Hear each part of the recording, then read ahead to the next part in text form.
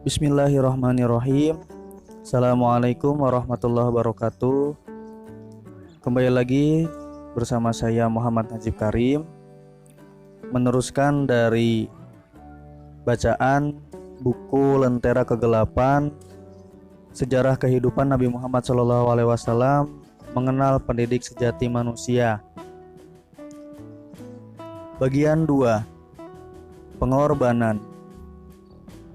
Beberapa tahun kemudian, tepatnya di bulan Jumadil Awal 40 tahun sebelum Bi'tsah atau terutusnya Nabi Muhammad SAW, Abdul Muthalib yang saat itu telah memiliki beberapa orang putra kembali menggegerkan kota Mekah. Bak seorang raja dikawal para punggawa. Beliau berjalan penuh wibawa, memimpin putra-putranya menuju Ka'bah.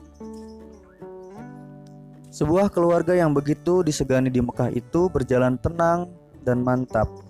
Namun wajah sang ayah jelas menampakkan kegelisahan. Memang ketampanannya mampu menimbun usianya yang sudah tidak muda lagi. Akan tetapi rasa gelisah telah mengalahkan segalanya hingga nampak jelas di wajah pemuka Quraisy itu.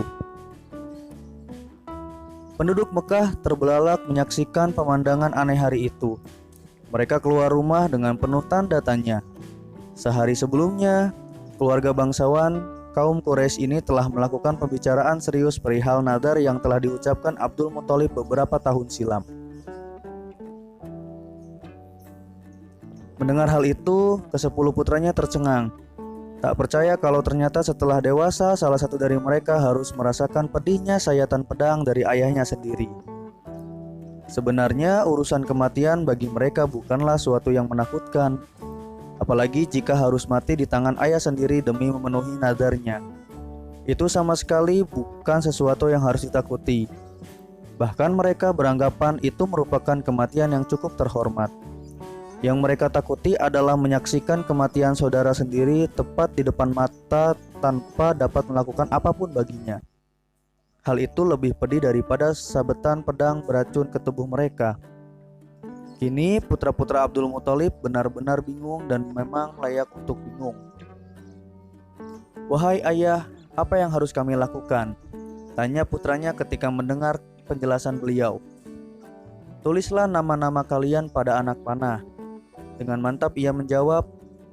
Mereka pun melakukan apa yang diperintahkan ayahnya. Keesokan paginya mereka keluar menuju Ka'bah untuk melaksanakan undian sebagai penentu siapa yang akan dikorbankan. Ketika mentari mulai memamerkan kemenangannya mengusir kegelapan malam, keluarga yang tengah diliputi kegelisahan itu tengah berdiri menguatkan diri menerima kekalahan untuk memenuhi nazar di hadapan juru ramal kota. Bagi Abdul Muthalib, nazar tidak bisa diabaikan karena urusan ini berkaitan dengan Tuhan. Meskipun begitu, beliau merasa limbung juga ketika membayangkan seandainya yang harus dikorbankan adalah Abdullah, si bungsu kesayangannya yang kini ketampanannya sangat sedang mekar. Untuk meneguhkan hatinya, beliau meminta agar juru ramal segera melakukan pengundian. Masyarakat Mekah hanya mampu menatap ketika pemimpin mereka itu menyerahkan beberapa anak panah yang telah tertera nama-nama putranya. Anak panah telah berada dalam genggaman juru ramal. Semua mata memicing ingin menyaksikan siapa yang bakal keluar dari undian tersebut. Hati Abdul Muthalib tegang. Seandainya boleh memilih, mungkin lebih baik beliau menghadapi ratusan pasukan perang, meskipun tanpa senjata daripada harus menunggu beberapa menit yang sangat mengerikan itu. Apalagi ketika beliau menatap si bungsu nan tampan Abdullah, beliau benar-benar merasa pedih jika membayangkan Abdullah yang akan menjadi korban dari nadarnya. Penantian itu serasa menyodorkan kepala sendiri ke mulut singa padang pasir yang tengah kelaparan. Sesaat kemudian undian segera dilaksanakan. Semua mata menatap, setiap hati tegang dan jantung siapapun berdenyut tak menentu seperti seorang peserta lomba baca puisi di pasar Ukaz yang lupa barisan kata-katanya. Dan apa yang dikhawatirkan Abdullah Muthalib menjadi kenyataan. Ternyata yang keluar dari hasil undian adalah Abdullah, putra kesayangannya, Seketika itu tubuh beliau seolah tercabut tulang belulangnya. Lunglai bagai pakaian basah hendak dijemur. Hatinya bagai dipatuk ular berbisa. Tanpa diberi aba-aba, semua orang menutup mulut. Tak percaya dengan apa yang mereka lihat. Sungguh, seandainya yang terpilih bukan Abdullah, Abdul Muthalib berniat mengadakan pesta sebagai ucapan syukurnya. Namun takdir berbicara lain. Nazar telah terucapkan, undian juga telah keluar. Tibalah detik-detik mendebarkan itu. Dengan menenteng sebilah golok tajam, Abdul Muthalib menuntun Abdullah menuju tempat di antara berhala Ishaf dan Nailah. Bapak dan anak ini saling berpegangan tangan erat seolah saling meyakinkan bahwa semua akan baik-baik saja. Seperti halnya yang dialami oleh Nabi Ibrahim alaihissalam dan Ismail alaihissalam putra kesayangannya. Ketika mereka berdua berjalan dengan langkah dimantap-mantapkan, masyarakat yang hadir mulai kasak-kusuk, terutama keluarga dari Fatimah binti Amr bin Adi dari klan Makhzum, ibu Abdullah. Satu-satunya istri Abdul Muthalib dari klan Quraisy yang mempunyai pengaruh cukup kuat di Mekah. Mereka tetap tidak bisa menerima keputusan itu meskipun telah memahami nazar Abdul Muthalib. Akhirnya mereka sepakat untuk menghentikan pembunuhan itu dan mencoba untuk berbicara baik-baik dengan Abdul Muthalib. Wahai Abdul Muthalib, apa sebenarnya yang akan Anda lakukan? Aku akan memenuhi nazarku, jawab Abdul Muthalib. Sekonyong-konyong mereka menyahut, tidak, Anda tidak boleh membunuh putra Anda sendiri. Jika Anda bersikeras melakukannya, niscaya orang-orang seantero Jazirah Arab akan membunuh anak mereka karena menirukan apa yang telah Anda lakukan. Bagaimana jika hal ini menjadi sebuah tradisi? Seolah tak memperdulikan semua itu, Abdul Muthalib tetap teguh dalam pendiriannya untuk melaksanakan nazarnya. Tak ayal hal ini memantik Al-Mughirah bin Abdullah sesepuh dari klan Makhzum turun tangan. Bagaimanapun juga ia merasa bahwa putra Fatimah yang masih ada ikatan saudara dengannya harus diselamatkan. Dengan penuh wibawa ia memegang tangan Abdul Muthalib sambil berkata tegas mengisyaratkan kesungguhannya. Demi Allah, serunya, janganlah sekali-kali menyembelih putra Anda sendiri apapun alasannya. Kalau memang harus ditebus dengan harta, kami bersedia mengumpulkan harta untuk keperluan itu. Lalu seorang menyambung perkataan Al-Mughirah, wahai Abdul Muthalib, temuilah seorang dukun wanita Al-Hijaz yang memiliki pembantu dari golongan jin. Mintalah keputusan darinya. Jika memang harus menyembelih Abdullah, sembelihlah dia. Dan jika ada jalan yang lain sebagai penggantinya, terimalah sarannya. Teguran itu membuyarkan pikiran Abdul Muthalib.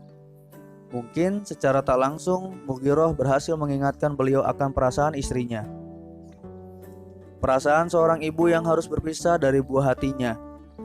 Sangat mungkin sekali hati istrinya kini telah patah-patah, hancur berserakan begitu mendengar putra kesayangan mereka hendak dikorbankan. Akhirnya diterimalah usulan tersebut. Berangkatlah Abdul Muthalib menuju Hijaz dengan ditemani oleh beberapa putra dari sekelompok orang Quraisy. Sepanjang jalan tak henti-hentinya beliau berucap doa agar Abdullah dapat terbebas dari jeratan nazar yang diucapkannya. Perjalanan itu terasa begitu ringan meskipun sebenarnya mereka harus bertempur mati-matian melawan mentari yang menyengat tanpa ampun. Menahan amukan pasir yang setiap saat siap membenamkan mereka hidup-hidup. Kadang angin panas padang pasir juga masuk tanpa permisi dan langsung menghantam paru-paru. Semua itu tak mereka hiraukan sama sekali. Perjalanan rombongan Quraisy ini melewati Yasrib. Di kota ini mereka mendengar bahwa dukun wanita itu kini telah pindah ke Khaybar, sebuah pemukiman subur sebelah utara Yasrib yang dihuni kaum Yahudi.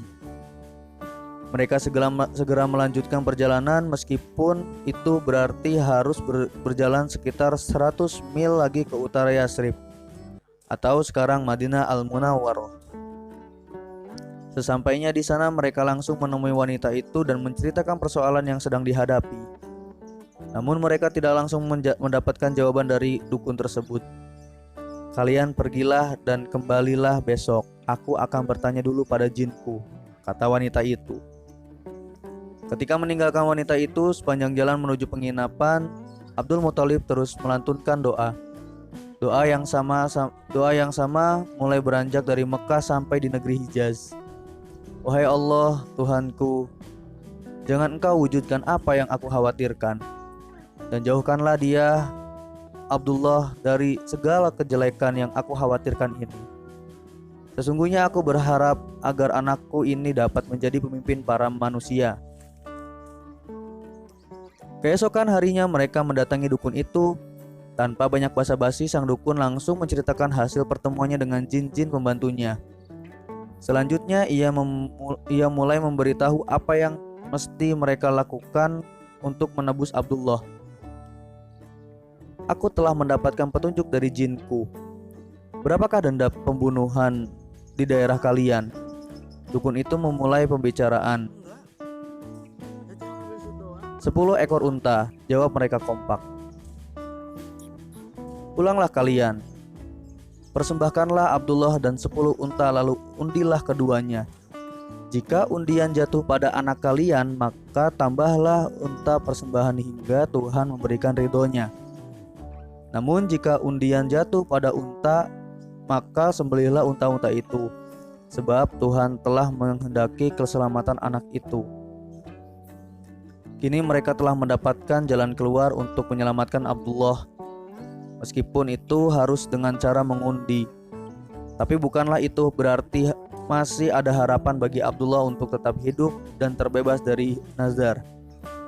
Mereka kembali geger dengan undian untuk menentukan hidup mati putra junjungan mereka. Kaum Quraisy kembali berkumpul di pelataran masjid untuk melihat peristiwa mendebarkan itu. Abdul Muthalib telah berdiri bersama juru amal di tempat pengundian.